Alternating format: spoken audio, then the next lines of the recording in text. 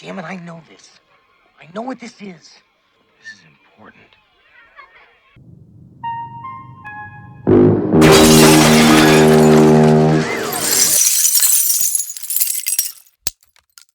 When Close Encounters of the Third Kind was released, there was a huge marketing push to garner awareness for the film. There was the normal soundtrack released on record and 8-track, as well as a film novel, The Diary of Bob Balaban, a photo novel, and Close Encounters of the Third Kind Mindbenders by Joseph and Lenore Scott. There was a postcard book, Frisbees by Whammo, a Parker Brothers game, puzzles, Viewmaster stills, and bendable figures. There were t-shirts, a comic book covering the film, lunchboxes. Most of all, for fans of movie trading cards, collectors like myself could enjoy the Topps trading cards, consisting of 66 cards and 11 stickers that cost 15 cents a pack. The funny thing about these cards was that Richard Dreyfuss, Francois Truffaut, and Bob Balaban were not on a single card, and as a result, Melinda Dillon is on most of them, as well as Terry Garr. Another cool merchandising gimmick done for the film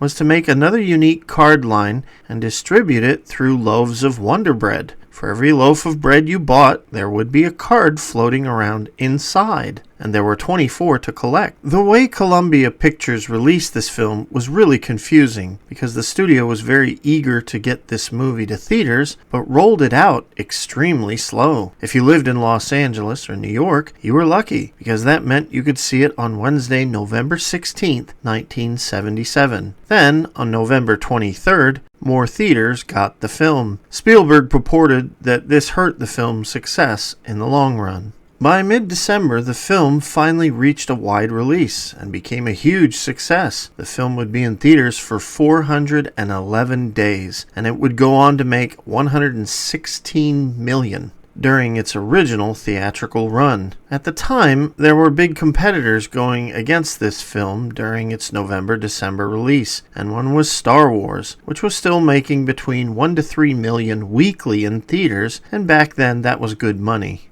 Recent films like Heroes, Pete's Dragon, and The Turning Point were the only films that were popular. On November 18, 1977, Semi-Rough with Burt Reynolds, Chris Christopherson, and Jill Clayburgh came out, which would make $37.1 million. On November 30th, Richard Dreyfuss competed with his own movie when the release of Goodbye Girl came out, and it made a whopping $102 million. Saturday Night Fever would then hit theaters on December 16th, 1977, and bring in $94.2 million. And by December 21st, Clint Eastwood's The Gauntlet would be released, and it would make $26.4 million. By Christmas, Close Encounters had a wide release, and for weeks to come, The Goodbye Girl, Saturday Night Fever, and Close Encounters would battle for the number one spot weekly. When I first saw this movie in 1979 in Gießen, Germany at the Post Cinemas, I knew nothing about the stars or ufology. By the time I was 8, after seeing this and Alien, I sought out anything about this subject. And before I was out of high school, I had read every Time Life book pertaining to paranormal events. If there were books in the local libraries, you could bet I read those as well. I watched countless unsolved mystery episodes and documentaries. During my 20s, you would rarely see me without a book or focus on UFO material weekly. Today, I don't study as much as I used to. After spending about 30 years studying this subject, I've learned so much. And once you become well versed in subject matter like Roswell, S4, Travis Walton, Bob Lazar, Phil Schneider, mutilations, abduction experimentations, and worst of all the horrors of Dulce Base in New Mexico, things get really murky as to what is really going on. The more you dig, the more you realize it is less a physical phenomenon than a spiritual one. Once you become really versed in things, sometimes you lose faith in the media, and it feels like you're falling down a rabbit hole when exploring this subject. That's not to say I don't study stuff today, but most of the time, it's repetition of stuff I already know. Anyways, forgive me for such tangents, as I have always been passionate about this subject matter. Now, before we go over this movie, there are two things I want to bring up. The first thing is the novelization for the film. This novel was written by Steven Spielberg himself, and although there are some scenes that are slightly different than the final product, it pretty much matches the film closely. The book really adds some details to the movie that we just didn't have time to realize during the film. So when such insights occur, I will point them out, and you can pretty much take it as gospel. If you are a fan of this film, I highly recommend you check this book out. There are many interviews with actors that back up the information in this novel, but for the sake of time, I won't be showing these interviews. In my eyes, the book is good enough, since the author is actually the maker of the film itself. The second thing to understand is that the sky in every scene during this movie is its own character, and every shot where you see the sky, it's important. In most scenes, there are visuals you will never notice unless you watch the skies, rather than focus on whatever scene is unfolding. It's a movie that requires repeat viewings to get it all. I highly suggest you look to the top frame as much as possible, as you will usually see something that will catch your attention. When I was first planning the movie, I felt like I had to frame everything with more sky than ground. I felt the sky was as important to the surprise and mystery of Close Encounters as the water was to Jaws. To give you a perfect example of this, I only need point out the opening shot in the Sonora Desert, Mexico. At first, you see 3 lights. Then 2 lights come towards us, and we realize it's a car. However, the third light is just sitting in the background in the sky, as if it's watching the audience and the car. Could it be a UFO, a light tower,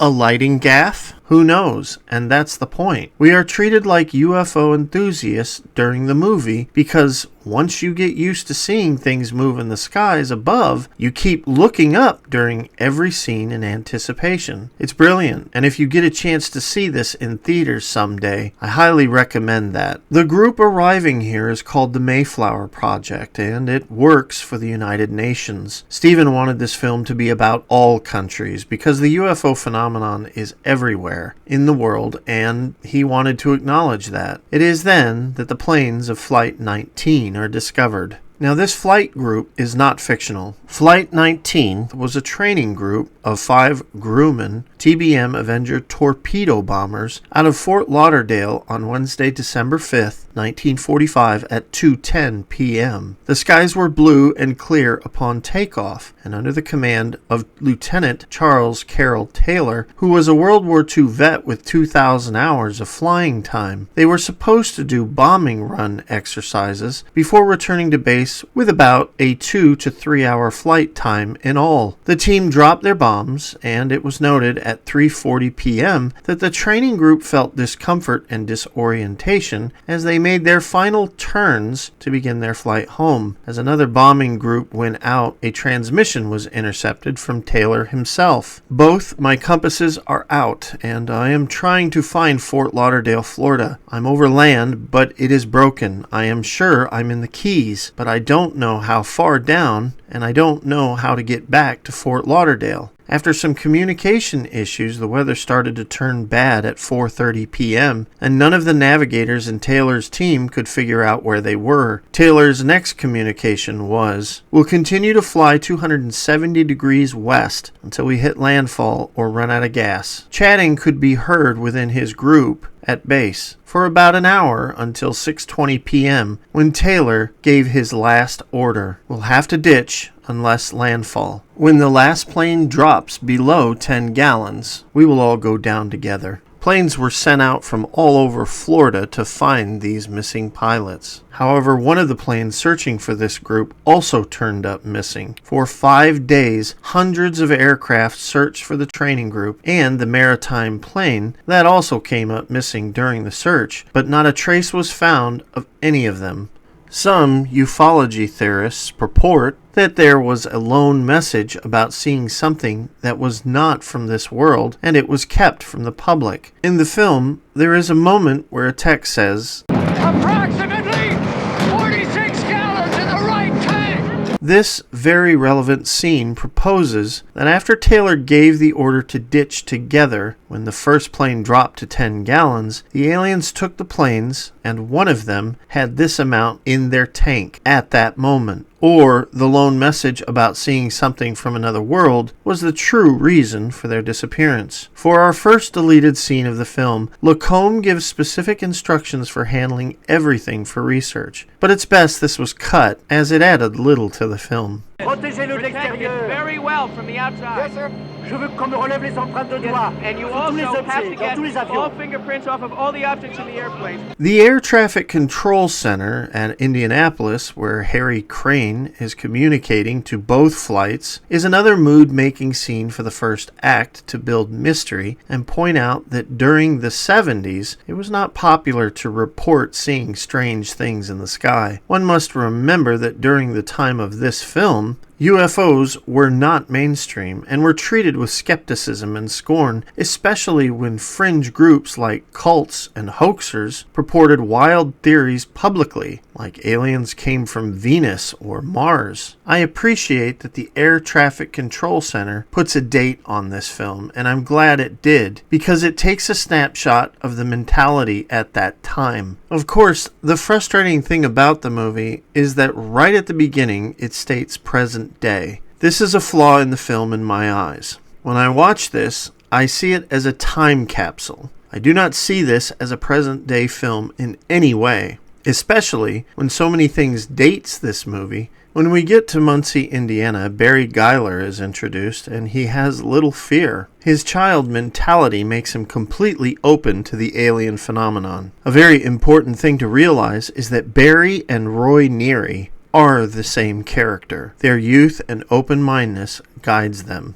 Dreyfus, his character, and Barry's character are the same character. This is so important to really get what this film is trying to say. When Barry goes to the kitchen, it is a masterful performance by this little boy, and it is ingenious how Spielberg directed him. Before we get to that, I need to point out that Barry is looking at several aliens in the kitchen. The book is very clear about this. So when Barry enters, his look is at first fearful, and then after either mental communication or by their actions, Barry calms and plays with the visitors. To achieve this scene, Spielberg put Bob Westmoreland in a gorilla suit, and the moment Barry jumps is when it was revealed to him. You can see the boy was about to bolt, but Spielberg removed the mask, and Barry smiled when he realized it was his friendly pal on the set underneath. The delivery is perfect. It's a masterclass on how to direct, and it shows how good Steven really was during the 70s when he embraced his youthful outlook. Now, if you notice, Jillian is a mess at the start of the movie. On her bedside, you can see medicines, and her home is a bit messy because she has been suffering from the flu all week. Jillian is an artist per Steven's revised script. We will also learn that she is a widow in later deleted scenes, and press notes, as well as interviews, also confirmed this information. In an American Cinematographer magazine, Joe Alves stated that her house belongs to Jillian's mother, and that Jillian is staying there temporarily, while her mother is staying at Jillian's place in town. When Jillian looks outside to see Barry playing, look close. Something is moving in the sky. The Neary home was mainly decorated by Terry Garr. She was told to buy things to make her feel at home, so she did. She even made chore charts. Now, the character of Ronnie Neary is all about her domestic reality. Her character is obsessed about having a life of normalcy, per Terry Garr, and it shows in the film. I worked very hard in developing this character with Steven's help. Steven said these were middle-class people, and the wife was very worried about not being able to make payments on things. So, to have my husband go crazy and lose his job would have been terrible. I went from there. Another thing mentioned by Steven Spielberg himself was that Roy and Ronnie's relationship was a very tenuous one, and they had been together since high school, and the only thing they had in common now was routines. Roy Neary is a grown child. He still collects and focuses on toys and is very honest about what he thinks and feels. Richard Dreyfuss was a bigger kid than the children he was raising in his suburban house. This, of course, was one of the main reasons Richard Dreyfuss got the part, which you should know from seeing our previous videos. In the novel, by Steven Spielberg, the introduction to the Neary family was a bit longer. However, the scene where Roy helps his 8-year-old son Brad with his fraction problem is a bit different. I actually prefer what we got in the theatrical cut. It's a perfect introduction to Roy's wit and bluntness. I also think it's quite funny how he says, "Quickly, Brad. There are thousands of lives at stake. Brad, any answer?" In the novel, Ronnie comes in the room complaining about how she never gets to go out. Meanwhile, Roy would talk to his son about math and states he's not trying hard enough to understand it. Then Brad would say he doesn't need to try while he has a calculator. Finally, Ronnie would state, "I give this railroad 2 more weeks. I bet it ends up in the basement with the auto tennis and the electric toilet and all the rest. Jesus, can't we do something? I'm serving time in this house." Thus, the book paints a clear picture that Roy is under assault critically from his family right out of the gate. He is alone in his own home. The movie narrates this more subtly, and yet to the same effect. After Brad doesn't answer his father about fractions, Toby, who is also described as a tornado in the novel, runs to his sister's playpen and begins banging the doll until it breaks, while his parents talk. If you notice, Ronnie says nothing to Toby. In fact, when she looks at the boy and approaches him, she doesn't tell him to stop at all. Instead, when a piece breaks off, she picks it up for the rabble-rousing boy rather than telling him to pick it up. Instead of disciplining or stopping the boy, she instead chooses to lecture Roy about his stuff being on her table. Oh, I don't want this stuff on my breakfast table. This can cause tetanus. This is really effective storytelling to describe the family dynamic, and you need to pay close attention to notice these things. While Roy wants to share Pinocchio with his family, and he is enthusiastic about it, the family rejects his idea in favor of golf. After Ronnie lectures him on his sarcastic comment about becoming age 9 to his son, he argues for his point about Pinocchio until he demands that Toby stop while trying to appease Ronnie's judgmental nature of him. Ronnie sits there with an unsatisfied look on her face. If you also pay attention further, when Toby says, "Dad said they could watch more of the movie in the family room," which happens to be the 10 Commandments, Ronnie vetoes their father's permission, thus belittling him further. She looks at Roy in blatant frustration and says the movie is 4 hours long, and then you can hear Roy say, "I told them they could only watch 5 of the commandments." Roy, that movie is 4 hours long. I told him they'd watch only 5. Now, if you don't believe Steven Spielberg's take in the novel, or what the film sets up, this is what Terry Garr herself said about her own character. I wrote so many things about this character and what she did and where she did all day and what she thought of the neighbors and what she wore and what kind of shoes she wore. I just went nuts on Ronnie Neary. And then, none of it's on the screen except it's there in subliminal, but I did a lot of work for that part. And then I got to be like Ronnie Neary, that's the kind of stuff she would do. Just picking apart those little details as if they were important. That's the kind of person that Rick Dreyfuss's character was married to. And no wonder he was seeing UFOs.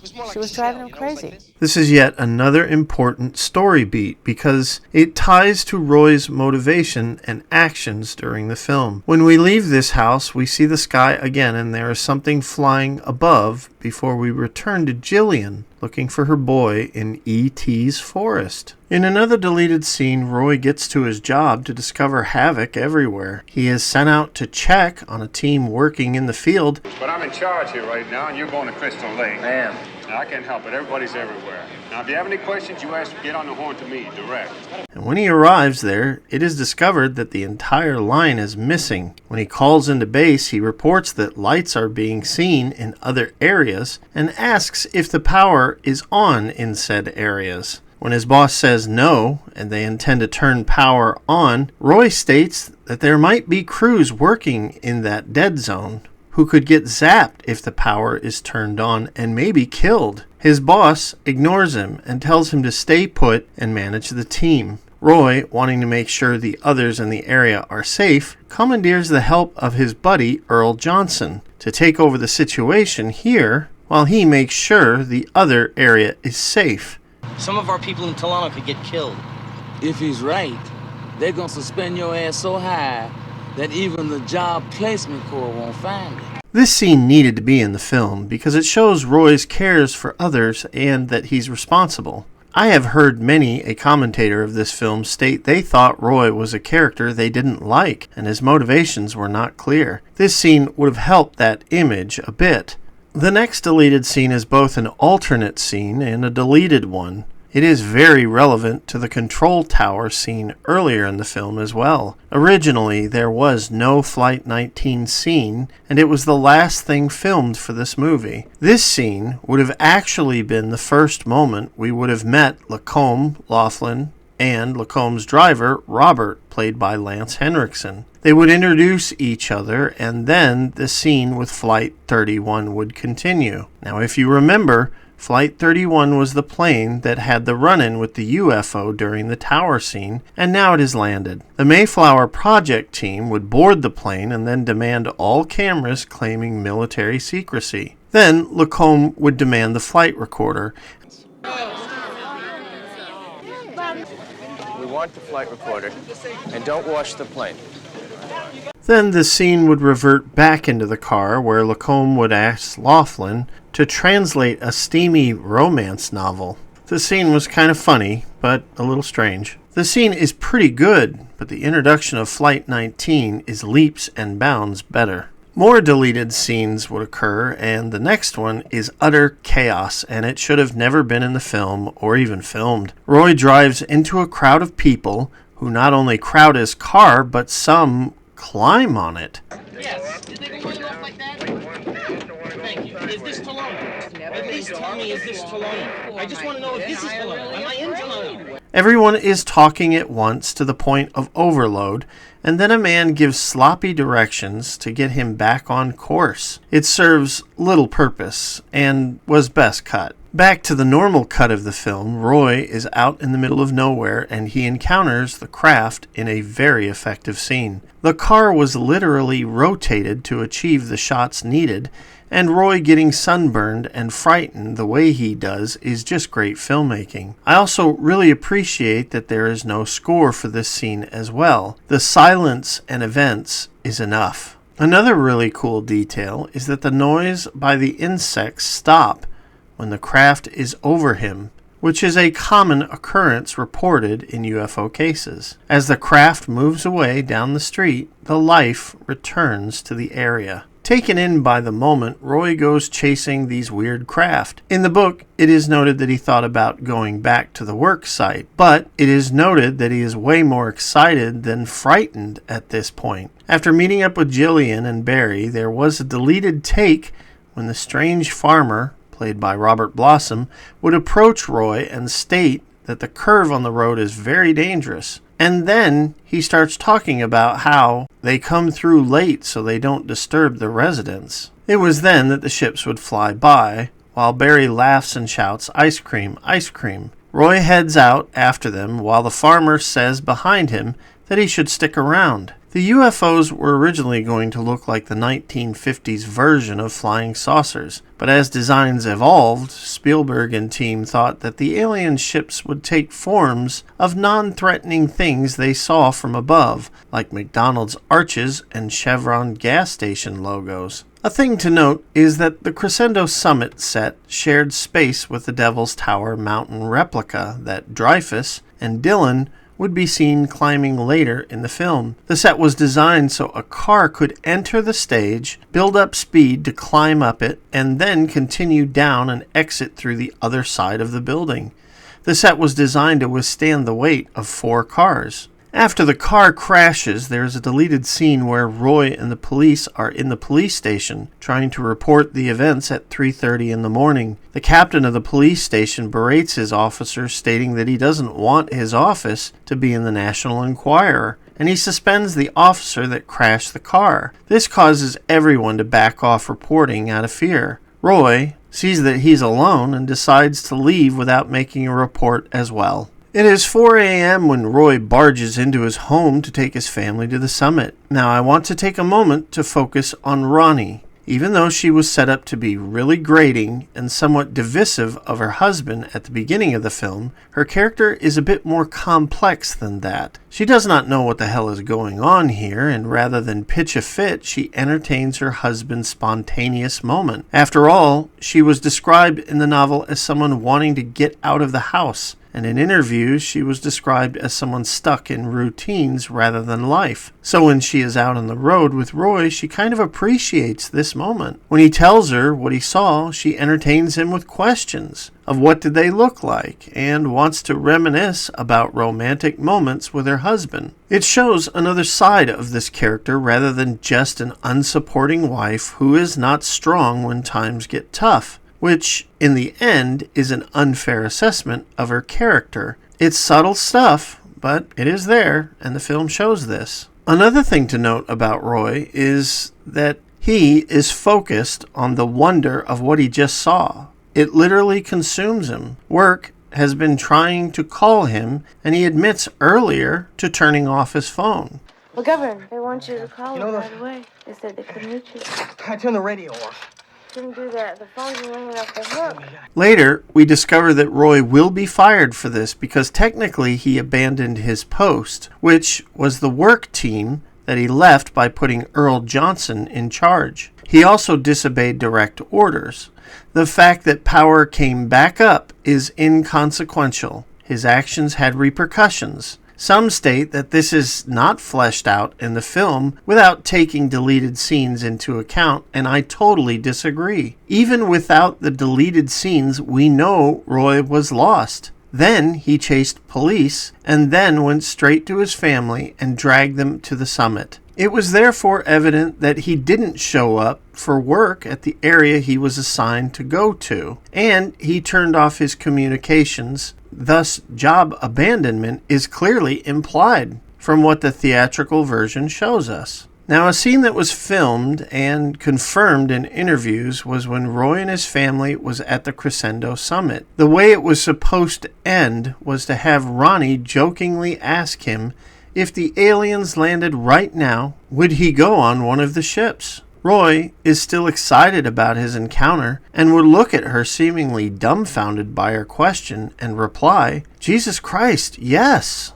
Ooh, Jesus Christ. Not having this scene in the movie really bothered Richard Dreyfuss because he said it showed how his character was so desperate to escape from his dreary suburban existence. This scene was mentioned in the novel as well. The end result of this conversation would have Ronnie outraged and hurt by his words, and their relationship would revert back to what we saw at the start of the film. One thing that really hurts the suspension of disbelief in this film now that time has passed is the reveal of the Cotopaxi. This was another real-life event where a ship came up missing, and it was assumed due to the Bermuda Triangle. The Cotopaxi had a crew of 32 that vanished during a cargo run from Charleston, South Carolina to Havana in December 1925. The ship sent out a distress call during a tropical storm and was never seen again until the 1980s, where a strange wreckage was discovered off St. Augustine, Florida. At the time, the ship was referred to as the Bear Wreck, and for over 20 years, investigations by marine biologists tried to identify it. In the end, blueprint specs and some design flaws from a lawsuit, as well as some coal in some holds, resulted in a positive identification. In January 2020, the wreck was positively identified as the Cotopaxi without any doubt. Still, the scene is pretty awesome nonetheless. On day 2, the shaving cream scene would be next, and it is here where we see Ronnie is completely not supportive of her husband. Whether this was a jealous response to his actions on the summit or not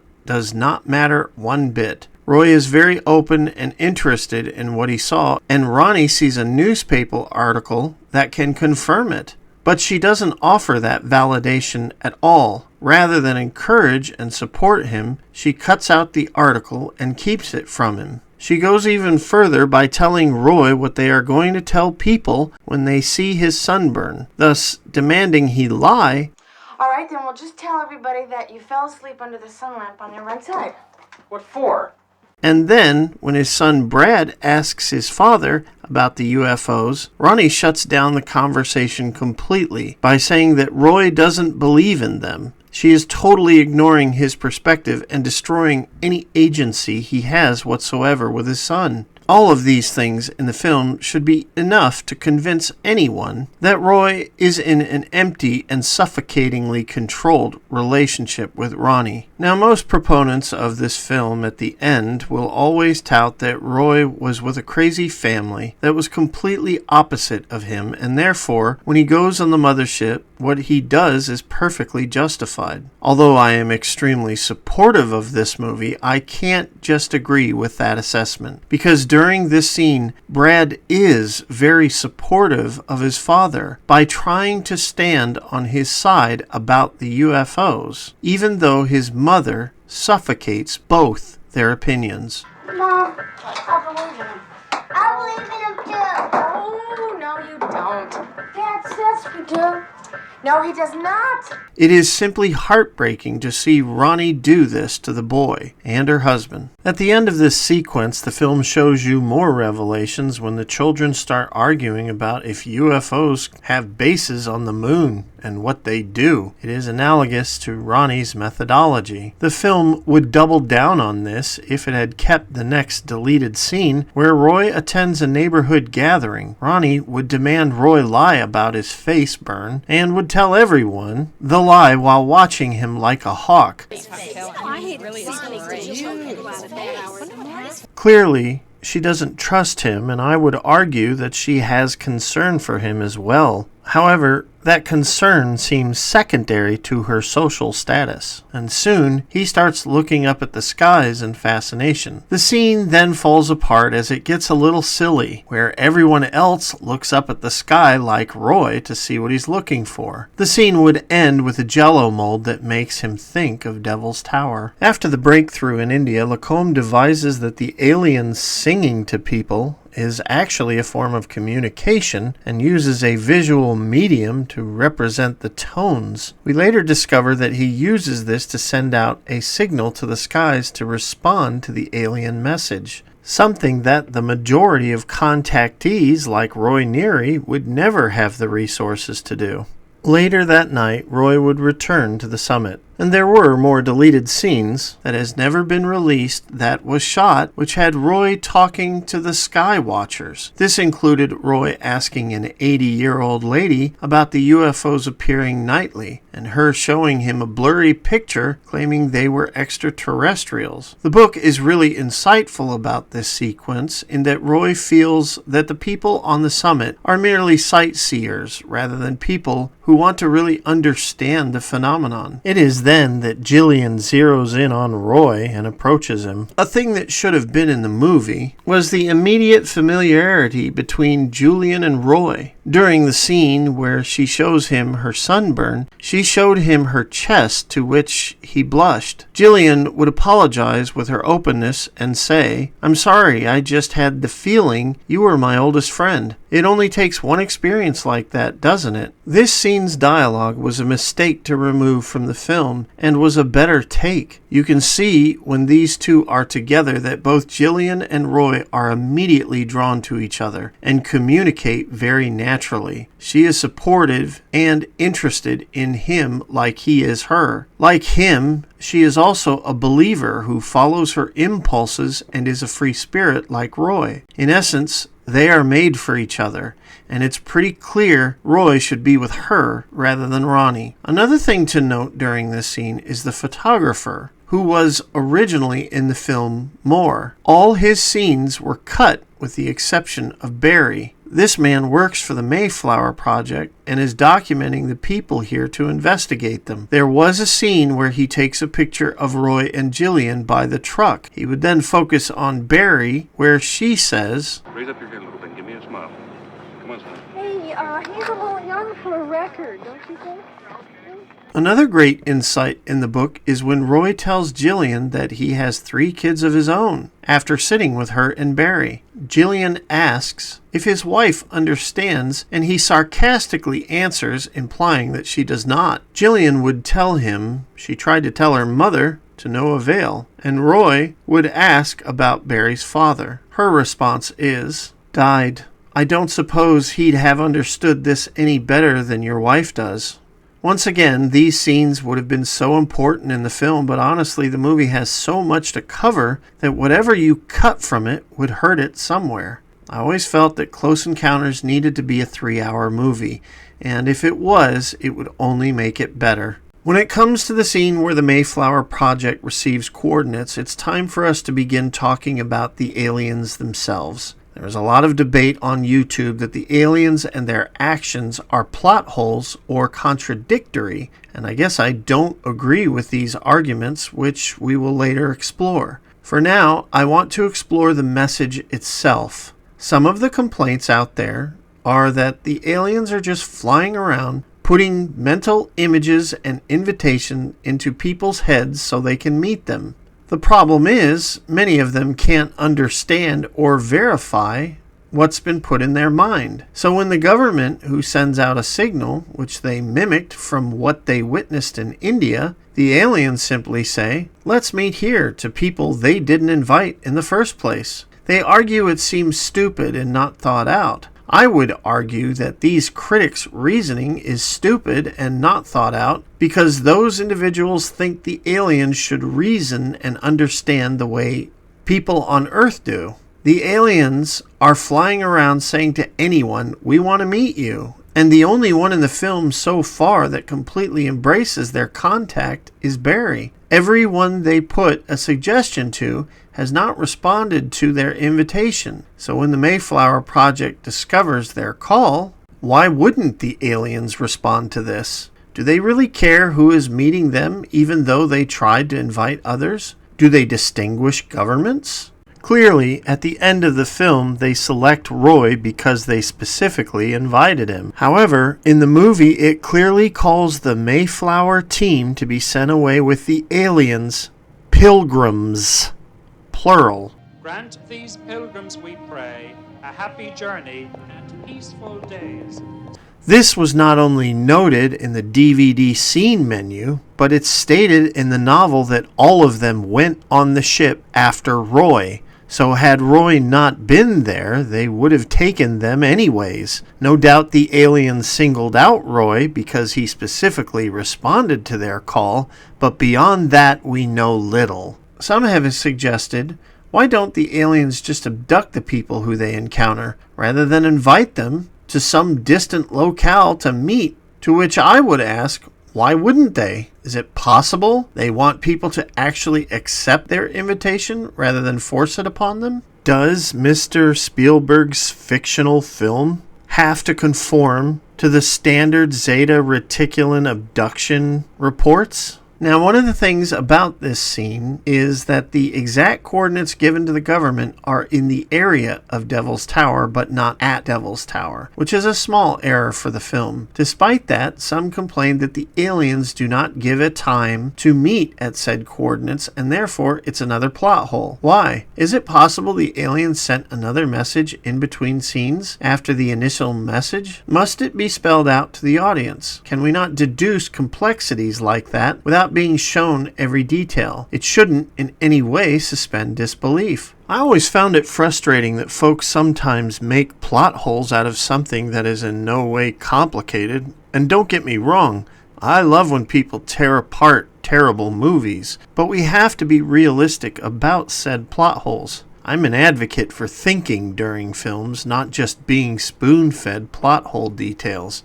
Thus, I see Close Encounters as an excellent example of a film that doesn't do this. It expects you to think and reason. Plot holes do matter in films. However, if it's something like aliens not giving you a time on a message, well, you can use your brain to think about what might happen between scenes. A perfect example of what I'm talking about is in the film Dark Knight Rises. There are folks out there who actually think it's a plot hole when Bruce escapes his prison and gets back to Gotham. It's ludicrous to think that this innovative genius billionaire can't get back to Gotham without problems, either through contacts or secret resources. To say this is a plot hole is just silly. I'm sure there are infinitely right people out there that will say, well, if it's not in the movie, then it doesn't make sense, or that's just lazy writing. To which I would say, whatever, dude, or dudette, and suggest they watch something a little more simpler and wear their dunce hat while doing so, right, wrong, or indifferent. Thought should be a requirement for every movie in existence, and they all deserve said effort. Well, now that I've set up this video for negative comments beyond the standard pronunciation police who can only contribute a mispronounced word in a 30-minute video discussion, I guess it's time we call another video. In our next video, we will explore if the aliens are just horrible by abducting Barry the way they do, terrifying a mother, and making Roy crazy by visions, as well as so much other stuff. Until then, I really appreciate all of you for being here, and I look forward to your opinions in the comments. But please, keep them PG. If you like what you see here, click like and subscribe.